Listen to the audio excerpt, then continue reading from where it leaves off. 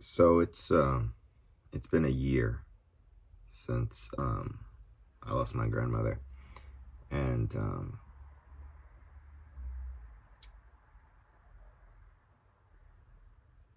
yeah, I don't think I've handled it well. Um, the good thing I think about any of this is the ability to see the things that I've done wrong in response. Um, I thought that mourning was just, pushing through and making the best. And the further you get away from a situation, the better you feel about it. You know, basically, it's the same cup of, or it's the same amount of water in the cup. The cup just gets bigger as you go forward. You constantly move forward. Um, and I've been a person who believes that, there is no direction to go but forward, because I spent most of my 20s looking backwards, um, always regretting. And while I do have plenty of regrets, as it pertains to my grandmother, and our relationship, um, I this year I thought that it would be best if I tried to just go, go, go. So I threw myself headlong into my work. And while doing so, I failed in many ways to take care of myself. And, you know, most of my relationships have gone by the wayside, have suffered because of that. And I think that, like, I really wanted to put into words, like, how I feel and what has happened. And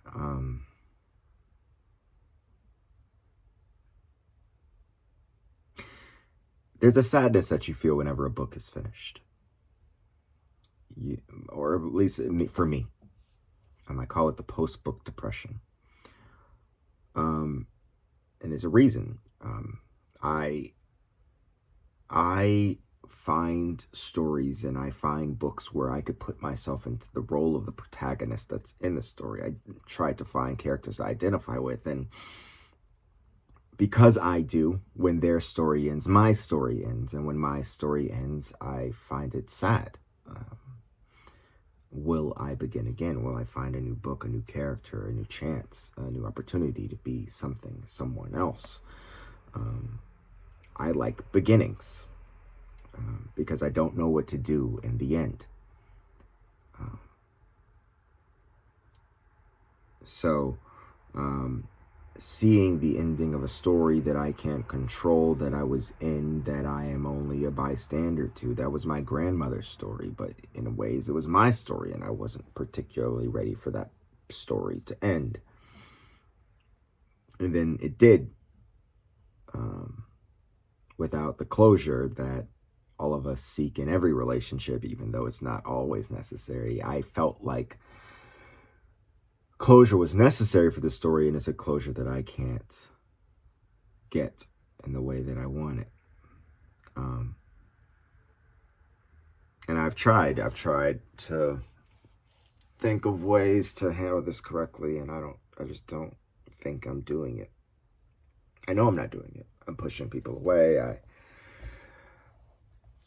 I'm quiet for long periods of time where I should be talking. I am uncomfortable in a way that I can't describe.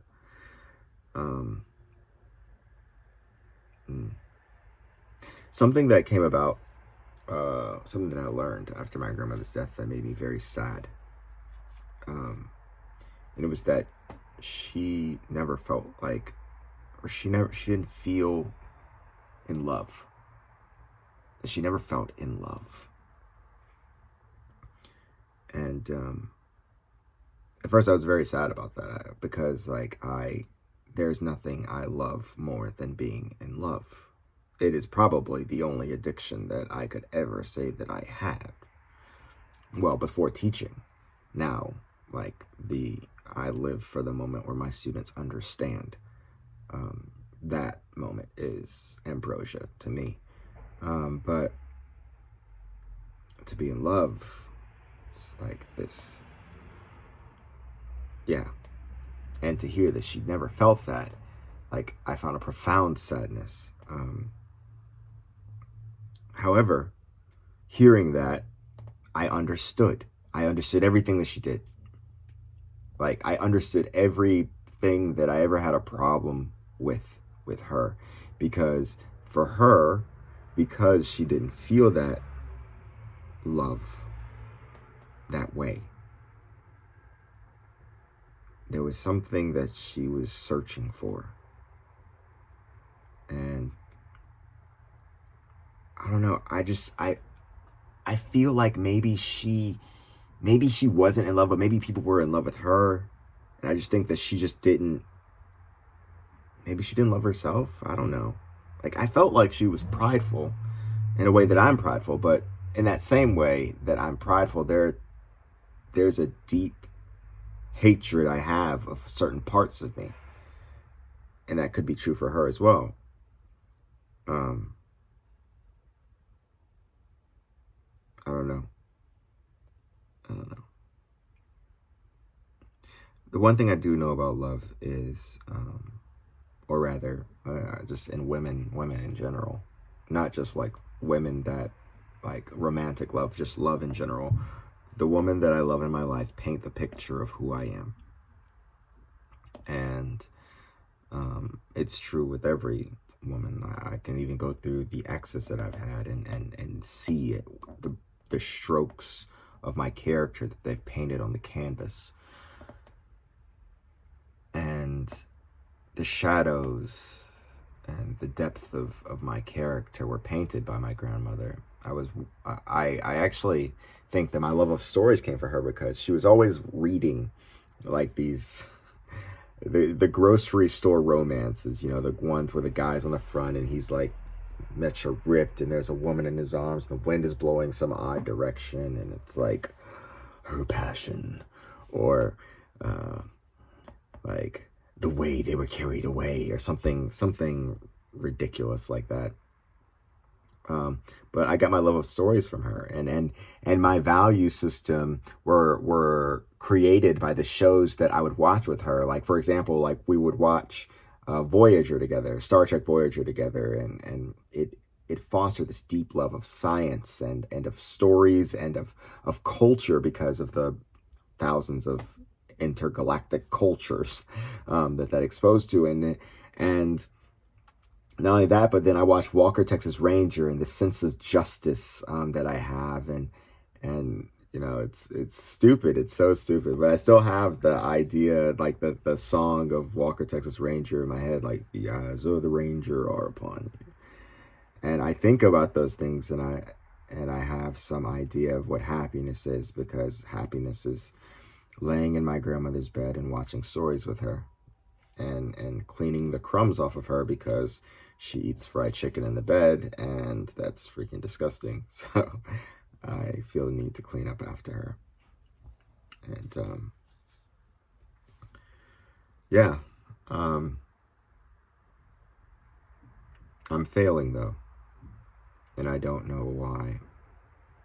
The people around me, of course, are like, oh, you're fine, you're doing great, you know, you're successful at work, as if that's a marker of anything other than work. And like, oh, YouTube's doing well, as if that's a marker for anything but YouTube. I am not these things.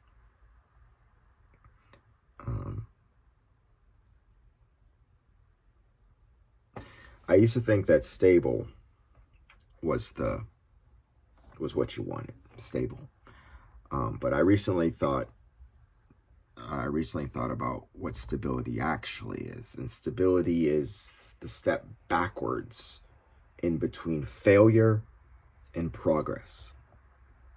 And I've been walking forward, but I've been walking forward at such a pace that I was trying to just kind of stabilize myself in this sadness, but I can't.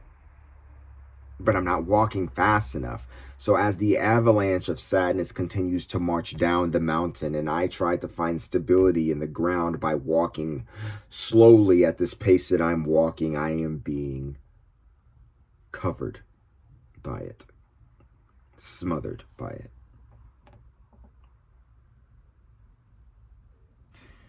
This video isn't very interesting for you. And I apologize. Like, I don't know what I'm doing. I'm just trying to figure it out. And I guess talking to the camera is the only way that I can talk, because people around me, their preconceived notions paralyze me from communicating. Like, either they have this preconceived notion about me and I feel the necessity to confirm the me that they see, because we are two people, always the face of the world and the face to ourselves. And the face to the world, even in YouTube, is suffocating.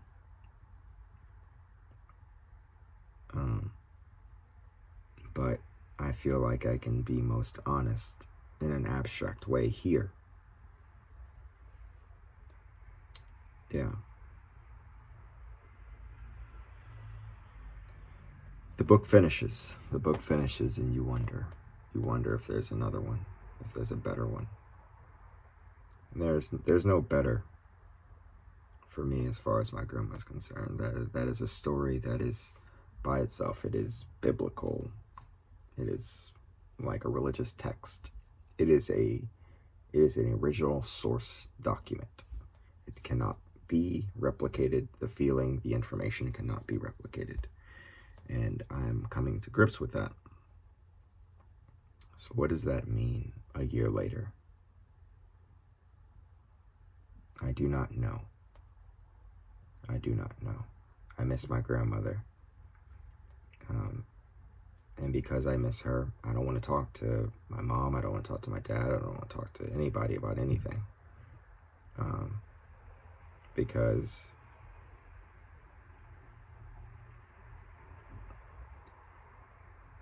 I don't feel like it's fair.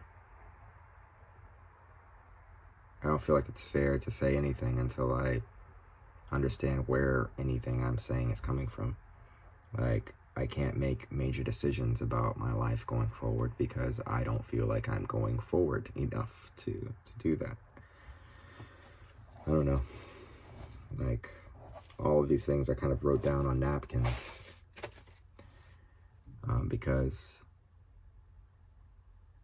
it's hard for me to get my head straight. Anyway, it's not something I guess I can figure out in one video, and it's not something that you probably want to see.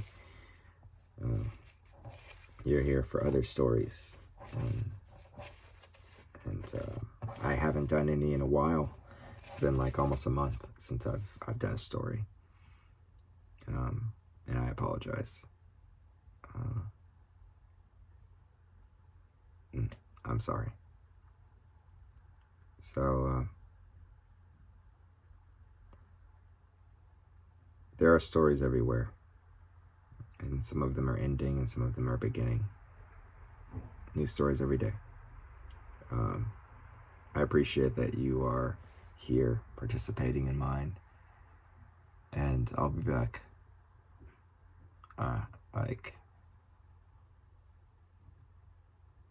Yeah, just give me some time. Like, I'll be back. I'll talk about teaching and stuff like that. I'll kind of stay away from my life a little bit, but teaching is part of my life, so it's fair to talk about that. And some things going on in the news, we'll talk about that too, and maybe you'll help me figure this out. Until next time, I'm Dante. See ya.